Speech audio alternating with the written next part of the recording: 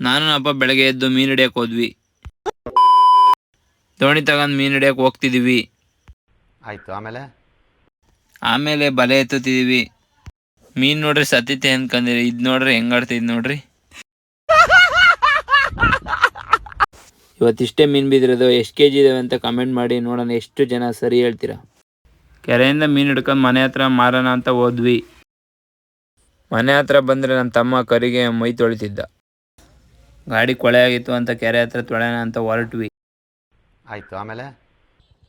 ಗಾಡಿ ತೊಳೆಯೋಣ ಅಂತ ಕೆರೆ ಹತ್ರ ಬಂದೆ.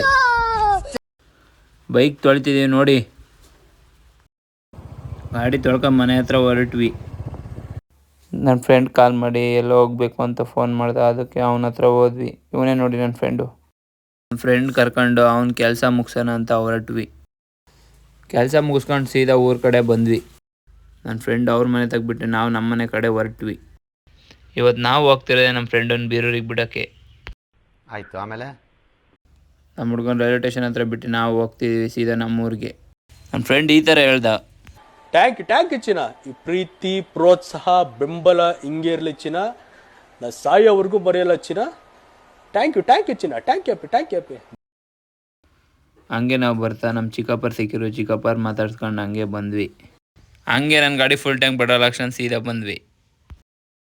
ನಮ್ಮ ಊರಿಗೆ ಬಂದ್ವಿ ಅಂತ ಹೇಳ್ತಾ ಇಲ್ಲಿಗೆ ಈ ವಿಡಿಯೋ ಮುಗಿಸ್ತೀನಿ. ಇಷ್ಟ ಆದರೆ ಲೈಕ್ ಮಾಡಿ, ಶೇರ್ ಮಾಡಿ, ಸಪೋರ್ಟ್ ಮಾಡಿ.